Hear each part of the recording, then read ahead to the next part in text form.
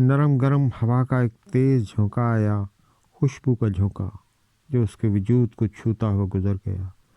اس نے گھبرا کر آنکھیں کھول دی اور نیم آنکھوں سے دیکھا تھا۔ سرسراتی ہوئی رنگین ساڑی کا آنچل اس کے قریب لہرایا تھا۔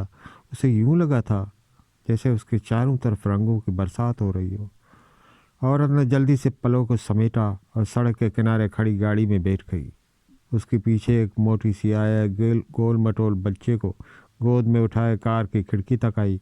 عورت نے جھک کر بچے کو پیار کیا۔ اس عورت کے مہربان چہرے پر دنیا جہان کی شفقت سمٹ آئی تھی۔ فضلو کے دل میں بھی امیدوں کے چراغ جل اٹھے۔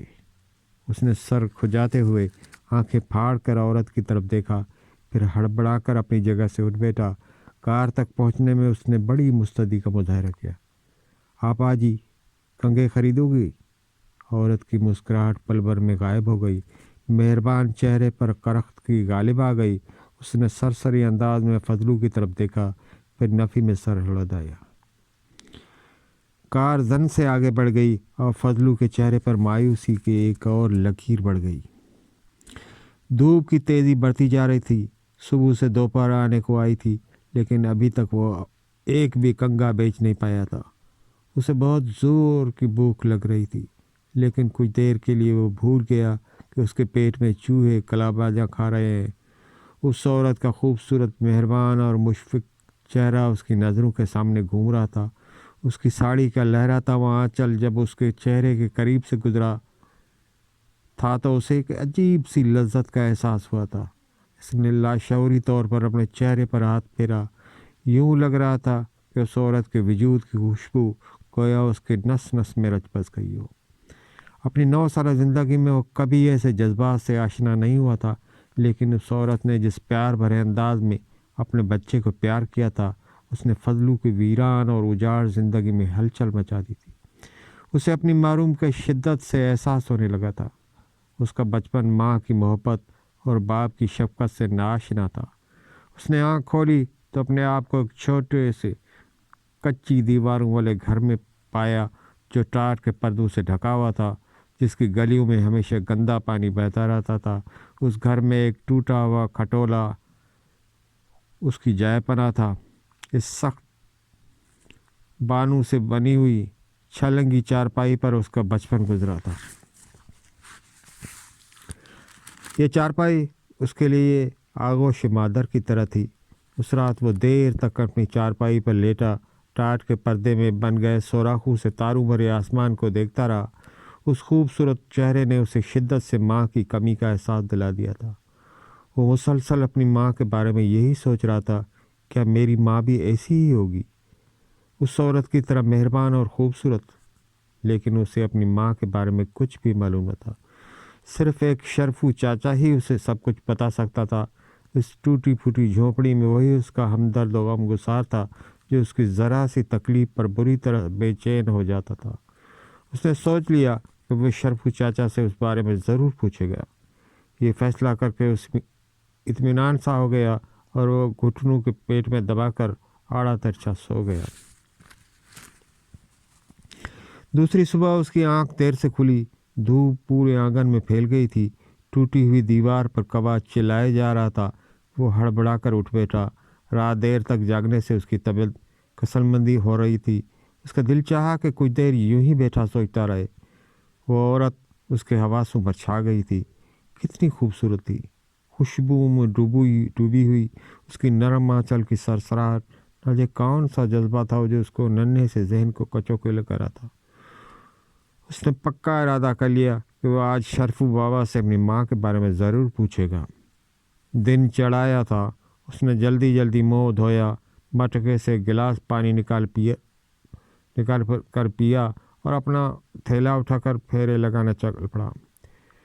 اس کا تھیلا پلاسٹک کے کنگھیوں، بال پنوں کے پیکٹ اور رنگ برنگے ربن سے بھرا رہتا تھا۔ اس نے ہوش سنبھالتے ہی اس تھیلے کا بوجھ اپنے کندھوں پر محسوس کیا۔ اس بوجھ تلے وہ یوں دب کر رہ گیا کہ اس کے سارے نرم گرم جذبات پھر کبھی نہ سر اٹھا سکے۔ شرفو چاچا نے اس کے لیے یہ راستہ متعین کر دیا تھا۔ وہ چپ چاپ سر جھکائے اس پر چل پڑا، بغیر کچھ سوال کیے۔ اس کے جسم پر ایک ہی جوڑا ہوتا اسے بار بار دھو کر پہنا جاتا، اور سردیوں میں ایک پرانی جیکٹ جو زندگی کی طرح اس کے جسم پر تنگ ہو کر رہ گئی تھی۔ اس نے اپنے حالات سے سمجھوتا کر لیا تھا، سمجھ لیا تھا کہ اللہ تعالیٰ نے اس کے لیے یہی زندگی بنائی ہے۔ شرفو چاچا نے ہمیشہ اسے یہی درس دیا، محنت کرو، ایمانداری سے کام کرو، دو وقت کی روکھی سوکھی مل جائے تو اللہ کا شکر ادا کرو، زمانہ بہت برا ہے۔ وہ سوچتا رہ جاتا کہ زمانہ کیوں برا ہے؟ اسے تو اپنے ارد گرد کوئی برائی نظر نہیں آتی تھی، ہر طرف لمبی لمبی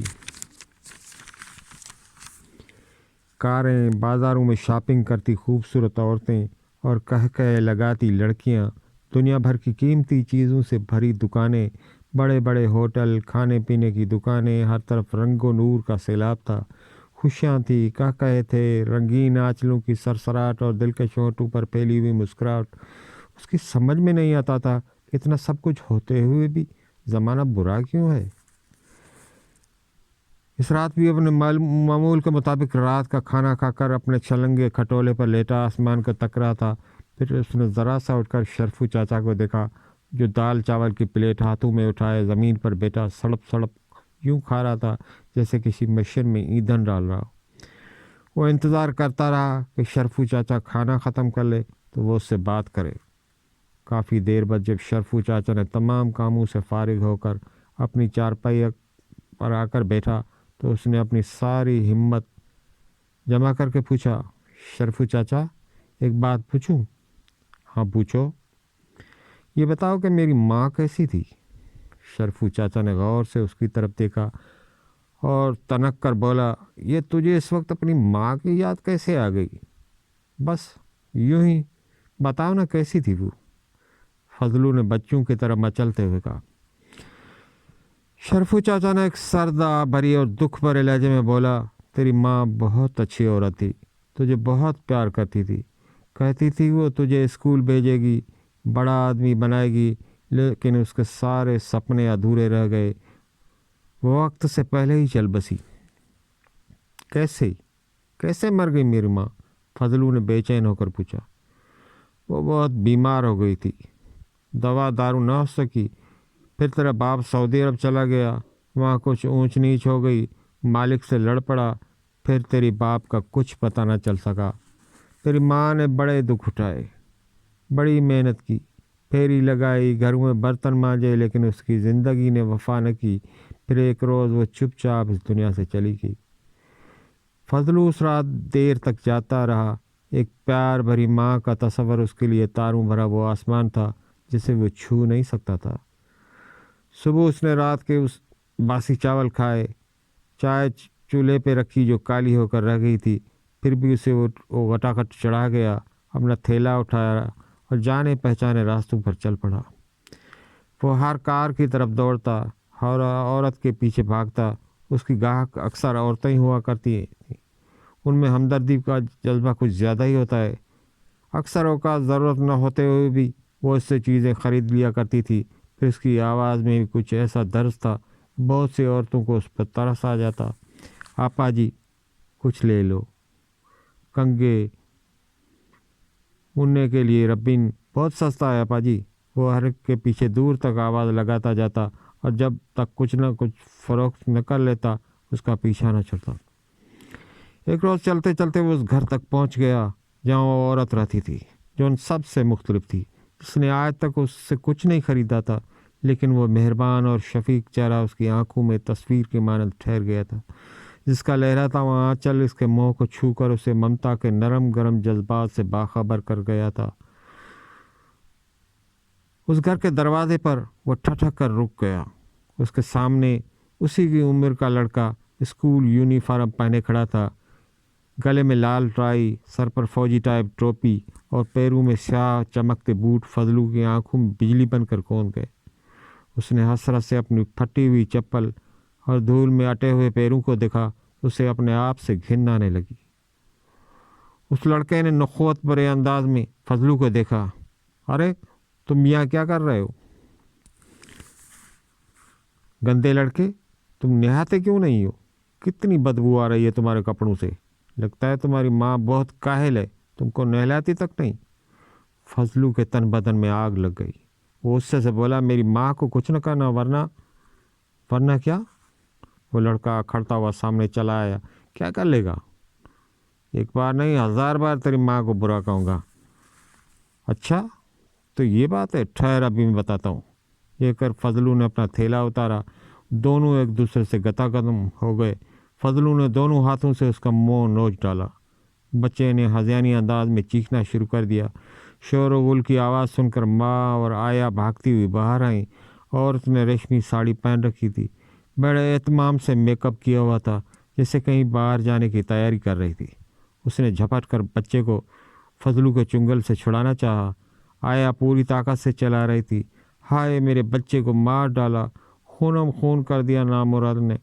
ماں نے دونوں کو بڑی مشکل سے علیحدہ کیا اور فضلو کی طرف دیکھتے ہوئے غصے سے بولی، تم ذلیل کمینے، تم کو یہاں قدم رکھنے کی جرات کیسے ہوئی؟